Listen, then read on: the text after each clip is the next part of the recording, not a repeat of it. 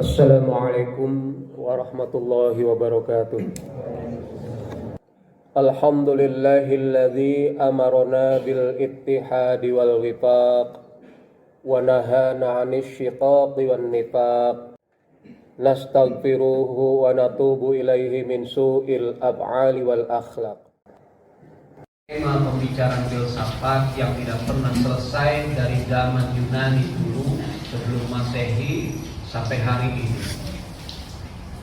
Bahkan seorang filosof yang kita kenal dengan Isaac Newton, kemudian juga fisikawan Albert Einstein juga tidak pernah selesai berbicara soal tiga tema ini. Tiga tema yang saya maksud adalah ruang, gerak, dan waktu. Tiga hal ini menjadi satu kesatuan.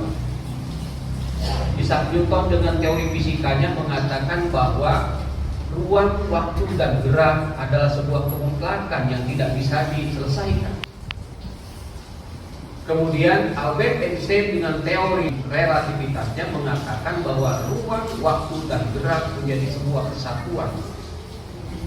Untuk itu berbicara soal ruang, waktu, dan gerak menjadi sebuah pembicaraan yang menarik yang ingin saya sampaikan. Pembicaraan ruang, waktu, dan gerak yang tidak pernah selesai dikaji oleh para filosof, juga para ilmuwan, para fisikawan.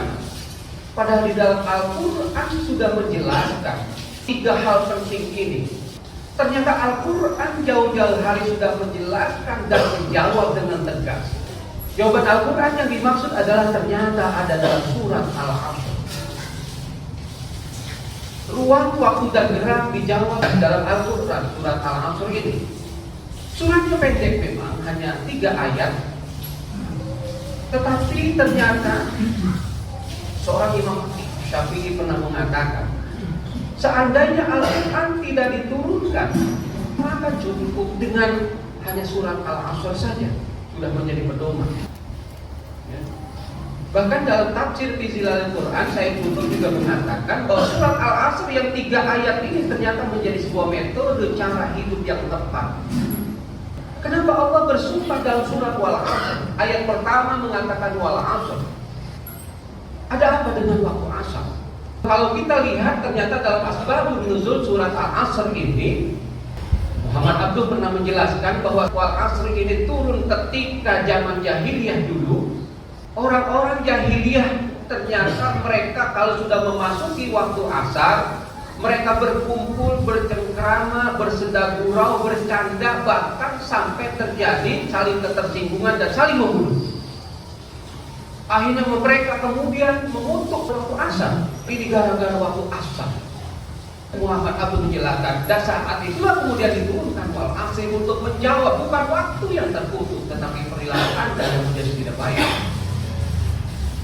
Kemudian mufassir lain mengatakan surat Wal-Asr ini turun berkenaan dengan ketika memasuki abad-abad Islam. Orang-orang musyrikin, kafir musyrikin, mereka biasa berkumpul, dan ternyata pada waktu asar inilah mereka kemudian menghitung-hitung keuntungan dan kerugian dari perdagangan mereka satu hari penuh. Kemudian Allah menjawab, bukan untuk menghitung kerugian atau keuntungan dari perdagangan mereka, tapi kemudian dijawab oleh Allah, wal asri innal insana lafi khusrin illa alladziina aamanu wa 'amilus sholihati wa tawassaw bil haqqi wa tawassaw bis sabr. Wal asri kata Allah demi waktu asar.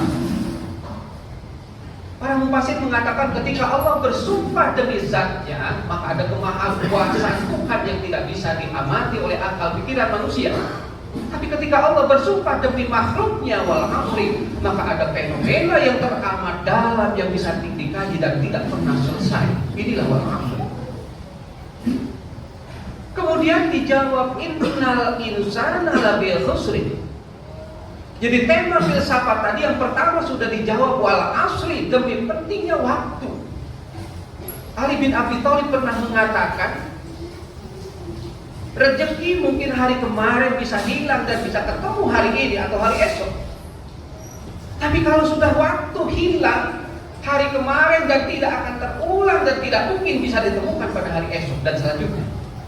Allah bersumpah demi waktu asar, menyiratkan betapa usia kita ini sudah memasuki waktu asar. yang sebentar lagi maghrib, yang sebentar lagi tutup usia, tapi kita tidak pernah menyadari bahwa kemarin kita masih di TK, kemarin kita baru masuk SD, kemarin mungkin kita baru menjadi mahasiswa dan sebagainya. Tapi hari ini kita sudah berusia tidak kurang dari 60, 70, bahkan sudah ada yang 80. Kita mengatakan baru kemarin. Ini menjadi warning dari Allah demi waktu asar. Perhatikan bahwa waktu asar ini menjadi sangat penting, bahwa usia kamu sebentar lagi akan selesai. Innal insana lafi khusr. Sesungguhnya manusia. Ini di sini innal insana itu artinya semua orang, siapapun dia, mau muslim atau tidak muslim atau kafir dan sebagainya, semua dalam keadaan rugi. Lafi khusr. Mufasir mengatakan lafi, lamnya adalah lamposan sumpah. Kemudian fi khusrin adalah menunjukkan tempatnya. Jadi waktu sudah dijawab dengan wal asri, lafi husrin menjawab tentang tempat atau ruang kamu berada. Lafi husrin, tempat ruang kamu berada dalam kondisi rugi. Di mana ruang waktu kita? Kita tengah berada di ruang waktu alam dunia ini. Jadi kita tengah berada di alam dunia ini. Lafi husrin, kamu semua rugi. Mau Islam mau bukan, semuanya dalam keadaan rugi. Bahkan di sini Mufasir mengatakan bukan hanya sekedar rugi dimaknai, tapi kamu bangkrut, kamu akan menjadi kacau, kamu akan menjadi hilang, kamu akan menjadi lenyap, kamu akan menjadi pahit dan sebagainya. Itulah lafi khusrin. Jadi semuanya berlaku general, tapi kemudian dibatasi. Illal ladina amanu wa amilus solihati. Kecuali orang yang beriman dan beramal soleh. Iman dan amal soleh adalah gerak aktivitas yang dilakukan oleh seorang muslim ketika memahami waktu asar, waktu berada kita tengah berada di kolong jagat dunia, di ruang dunia ini. Kita harus sadar bahwa kita menjadi rugi. Maka illal ladzina amanu wa amilus sholihat, kecuali kamu beriman dan beramal soleh. Iman dan amal soleh melambangkan gerak aktivitas kita di dunia. Waktu sudah dijawab dengan wal asri, lafi husrin menjawab ketika ruang kita berada di tempat yang rugi di dunia ini. Illal ladzina amanu, kecuali orang yang bergerak, beriman, beramal soleh. Wa tawassaw bil haqqi wa tawassaw bis sabr. Kecuali orang yang bergerak, beraktivitas, melakukan seluruh kegiatan hidupnya adalah untuk amal soleh dan senantiasa untuk saling mengingatkan, menasehati dalam berbuat untuk kebenaran dan berbuat untuk kesabaran. Wassalamualaikum warahmatullahi wabarakatuh.